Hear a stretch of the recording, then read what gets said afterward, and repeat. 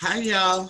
Thank you so much for joining us here on Stories of Victory over Adversity.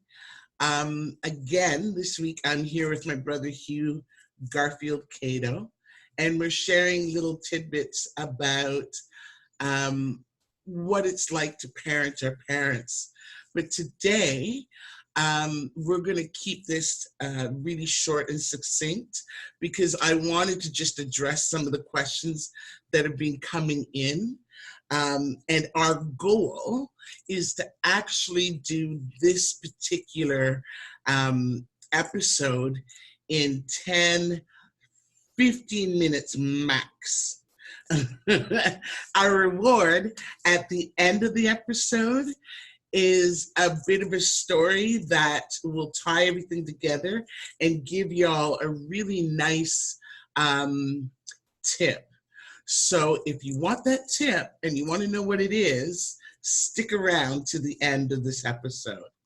Now, also subscribe, like, and ring the bell so that you can be notified when new uploads are uploaded each week. Sundays and Wednesdays are new uploads, blah, blah, blah. You can get all those details in the description below. But for now, like we've been talking about the parenting our parents, and this is a really difficult period in the life of the child and the life of a parent. But I wanted to ask Huey the one of the many questions that have come in, is your most memorable moment, pre or post long-term care? What was your most memorable moment of taking care of mom and dad? I mean, aside from that first day when we knew and we realized that we have to do these things, for me, the most memorable one would be probably about 2 weeks before mom died. And because it kind of shaped how I was going to look after dad the rest of the way. So 2 weeks before mom died, it was, I think, March break. And I decided to take mom for a walk. And then, so mom and dad, mom was looking outside the window, and it was a bright, clear, sunny day. And we took mom for a walk. So what happened was dad actually pushed the wheelchair, and I was kind of pulling her along in front of him. But it was the three of us out for a walk on that sunny day. So when we were done, came back home, and I brought mom into into her room. I took her jacket off, and she said, "Thank you." And I, "You're welcome." And then I kind of, left shortly after that. And it was probably about 10 or 15 minutes later that it hit me that the thank you wasn't for taking her jacket off. The thank you was for taking her for the walk out in the sunshine. Yeah. And because she'd been looking outside, and it turned out to be the last time that she'd done it. I mean, when I realized it, I thought to myself, I'm going to do this summer with mom and dad. And 2 weeks later, she died. So the result of that is dad lived for 9 years later. Yeah. And at one point I saw that he just didn't look happy. He just didn't look like he wanted to be here. Yeah. So that moment with mom and the wheelchair and the sunshine and that moment came back to me, and I thought, I am not going to let that happen again. Yeah. So the last 2 or 3 years of my life, that was dad. It was dad. It was making sure he got out for a walk all the time in the sunshine, and literally, he literally went from in one day going in, because I would go in at the same time pretty much every day. Yeah. And he'd be asleep or just not really non-responsive, let's say.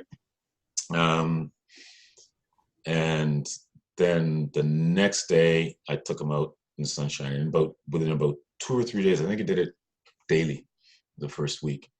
Mm-hmm. And after about 2 or 3 days, I started to notice two things. One, not that I noticed, but I was told that he was sleeping a whole lot better. Yeah. And the second thing was, when I would go in at the time that I would go, which was about 11 o'clock, I would get there and I would see him. Now he used to be in his chair, just like this. Yeah. Whenever I showed up. But now he was like this. Yeah. So every movement outside his door, he was looking for it, and he'd have a smile on his face. So that for me, that was the moment. It was being like,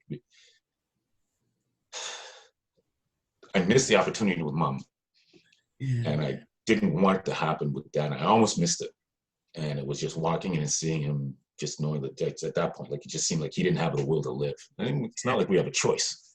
So. Yeah. So yeah, it was that's my most memorable moment. And that's what drove, that moment with mom is what drove how the last couple of years of dad's life, that's how we lived. Yeah. Yeah. Right on. Right on. I knew you were going to share that. All along I've been waiting for that moment, because that was It was pivotal.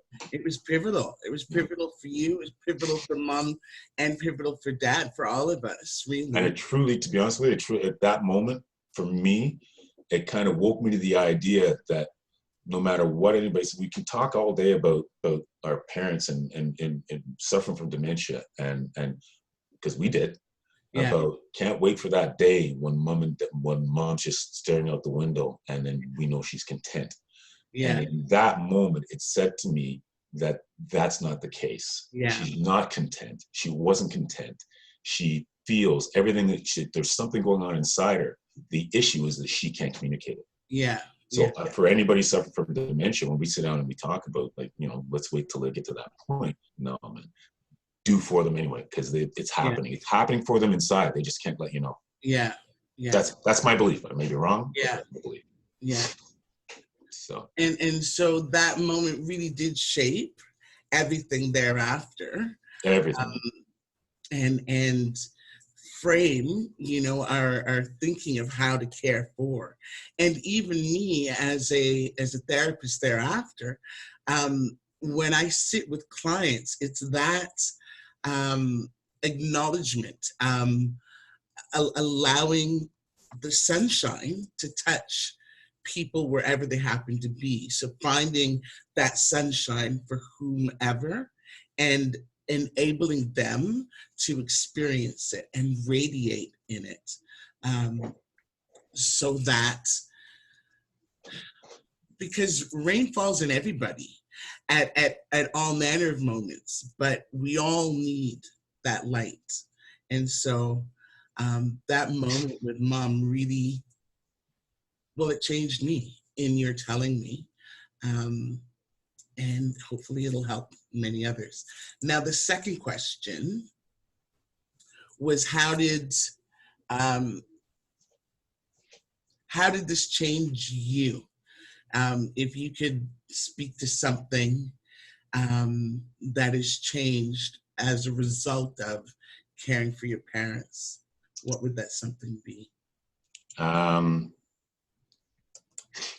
Well, as a result of caring for our parents, one of the things that we're kind of forced to do is suppress our emotions, because we don't want to show that pain or that what anguish, whatever's going through us, because we're affected by it. So we don't want to share that with our parents. Yeah. So we have no choice but to suppress those emotions. So in a practical sense, because we did it for as long as we did, that's like 15 years of suppressing emotions. Mm-hmm. That becomes part of your psyche. Is that the word? Yeah. It depends how you go about your day to day. But that's the thing. It's you're doing that, going about your day to day. So every experience you have over we had over the period, it's all kind of happening in the periphery, right? Because the focus is mom and dad. And so no matter what, it's kind of like going on autopilot everywhere else. Yeah. And so that's what you have to do. But then it becomes who you are. Yeah. So since dad's death a year and a half ago, Mm-hmm. The biggest change is that I don't have to suppress those emotions. But it's not like they just come back. Yeah. Um, I can honestly say that last year, in dealing with just, I mean, okay, dad's death is one thing, but then the other piece was the death of that relationship I have with dad, and that Yeah. responsibility. Um, so the life that I was living last year, there were things happening that I didn't understand, Yeah. um, and really probably didn't really know they Yeah. were happening. Uh, I could see they were happening, Yeah. but had no clue what it was. Yeah. So here I am a year and a half later. This past 8 or 9 months, dietary restrictions and changes in my fitness regimen and things like that. Um, I'm a different person, and that person, because I don't have to suppress those emotions, that person's like feeling them now, Yeah. and it's overwhelming. Yes. So the biggest change is the fact that now I'm having to manage things that I haven't even tried to manage in the past little while. Yeah. So I can say that part of that process, and I'm well on my way, because last night I went to a Halloween party, had a blast, Yeah. and I dressed up, and I haven't done it since '93, and it was great. And what was great about it was meeting a lot of people, Yeah. and just chatting, talking all night. But the greatest part was being in that moment, Yeah. like totally invested in that moment with Yeah. every conversation and everything else. And it was like, so it's that's been the biggest piece. Is like, here I am now, and I can say, if I'd done this a year ago, Yeah. I just been going through the motions. Yeah. But and okay, fine, not really going through the motions, but not really fully invested, because there's just no Yeah. way I could, because I hadn't been Right. trained to be able to invest it in the motion at that moment. Yeah. So it was a really good night. I thoroughly enjoyed it. I thank my friend for inviting me, because Right. I didn't do that stuff. Yeah. So So over the course of the period of taking care of mom and dad, you were forced to suppress emotions for their benefit, but like emotions go, you can't suppress one one, without suppressing all of them. oh yes, And so what ended up happening is you were able to focus on mom and dad and care for them and be responsive to their needs, but that meant shutting down elsewhere. that was the And then cost. upon their passing and that responsibility ending, you're left with a fragmented being unable to really articulate or understand, number one, the suppression of the emotions, and number two, what those feelings actually are, until they're actually being released with a veracity that you didn't anticipate. And Yeah, it becomes overwhelming. Um, but now you're in a place where you're learning to be present and able to articulate and understand the emotions that you feel. Yeah. last And night was an eye be opener. brief because we're running out of time on the 10-minute mark. But I want to leave that thought with everybody because we're going to build on that for next time for sure. But I want you to recap in 6 words or less. um, What? yeah, 6 Recap words, which? Kiwi. You got 6 words. Um, Okay. To recap what? if you were to define who you are today in 6 words or less, I put it to you this way. I didn't forward you the question before, Yeah. and this is in fact for everybody. Somebody put this question to me and gave me no time to think about it. 6 words or less. Who define who you are? I'll tell you what I said. Let me see if I can remember it. I said, moving forward, um, oh, uh, painful pleasantries, and what was um, transformation? No, processing transformation. That's what it was. So moving Words? forward, painful. I can't remember the middle one, and then processing transformation. You want mine now? Yes, please. Where once I was lost, now I'm found. Oh, for once I was lost, now I'm found. That's 8. My bad.